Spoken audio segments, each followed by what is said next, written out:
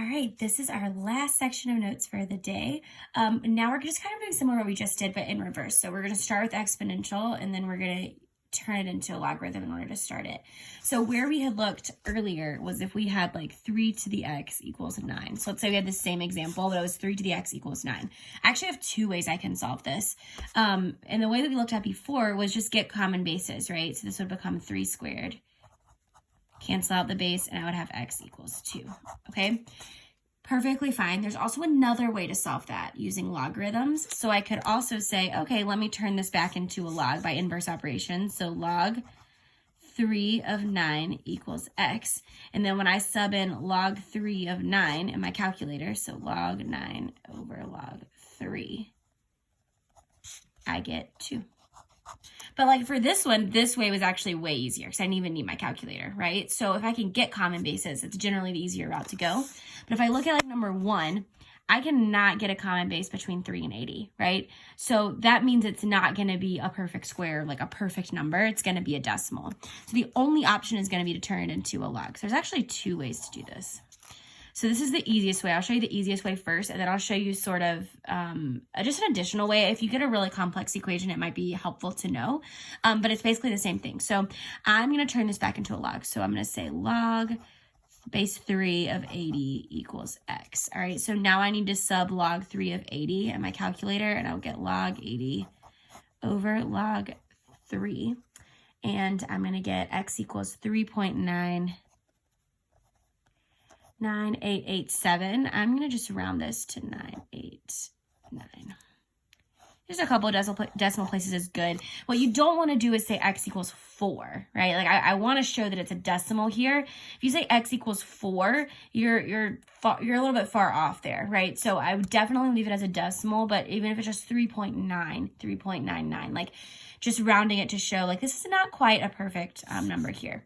So the other option is to make both of them the same log. Okay, so if it's log 3 of x equals log 80, I could also just make them both logs. I could say log 3 of x equals log 80.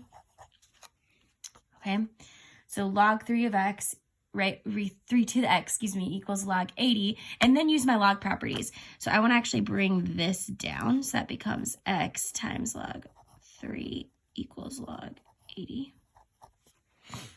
All right, and then from here, I can simplify. I want to get x by itself, so I just divide by log 3. And I get x equals log 80 over log 3, which is exactly what I had there. There's just a second way that you can set them up if that makes more sense for your brain. All right, let's look at a couple more examples. Let's look at. All right, number 5. So the first thing I want to do is I want to isolate the e to the 3x so that I can turn it into a log just like we did before. So I'm going to subtract that 25 and I get e to the 3x equals 83.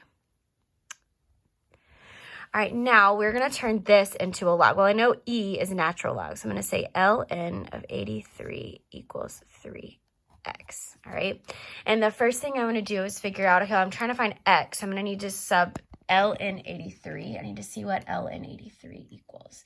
Okay, and ln 83 is going to be 4.419, we'll say. 4.419 equals 3x. All right, and then I want to divide by 3. And I get x equals 4.419 divided by 3 is approximately 1.47, we'll say 1.47. Okay, so now if I want to check that answer, I just sub it in for my exponent and make sure I get 108. I know I'm not really going to have extraneous solutions here because we're starting out as exponentials. All right, I do want to show you one that's a little bit trickier. So we're going to go over number 9 on page 13, and then you will be good to go on your own. So if I look at number 9, the thing that makes this a little trickier is I actually have 2 exponentials, right? So like I can try to turn it into a log, but there's still going to be an exponential left in there. So let me show you. So like if I turn this log 2, I have to bring this whole thing over. So 3 to the x minus 2 equals x plus 5. So this x plus 5 is good right now. The issue is I've got another x up here, right? So now I'm a little stuck. So what I'm going to do is I'm actually going to just use my log rule to drop this down. So it's going to, instead of having an exponent, I drop that down to the front, x minus 2. And then I have log 2 of 3 equals x minus 5, x plus 5. Okay, from here, now I can simplify. Oh, I can find log 2 of 3, right? So I'm going to go over to my calculator and I'm going to say, all right, well, what is log base 2 of 3? So log base 2 of 3 is 1.585. Remember, you can use your change of base or you can plug in your calculator. So log 3 over log 2 will give me 1.585. And then x minus 2 times this, right? Because it was being times by the front, equals x plus 5. So why did I put parentheses around this? Remember, this has to be distributed to both. So 1.585x minus 2 times 1.585. 2 times 1.585 is 3.17. So 3.17 equals x plus 5. All right, now I want all my x's in one place. So I'm going to subtract the x over here. Oops, minus 1x. So the ones are going to cancel, and I have 0.5, I cannot write, 0.585x equals, I'm going to add the 3.17. 8.17. Then I'm going to divide by 0.585. 8.17. 8.17 divided by 0.585 is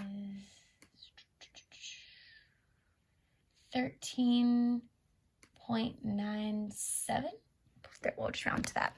X is approximately 13.97. So it's the same exact thing we just did, but you'll notice that the last few, I would definitely try some of these last few, 10, 11, and 12.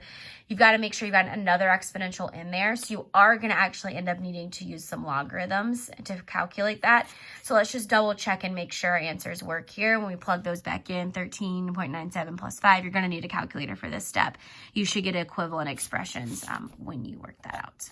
All right, so go ahead and work through these. If you have any questions, please feel free to send me an email or hop on office hours today. Good luck.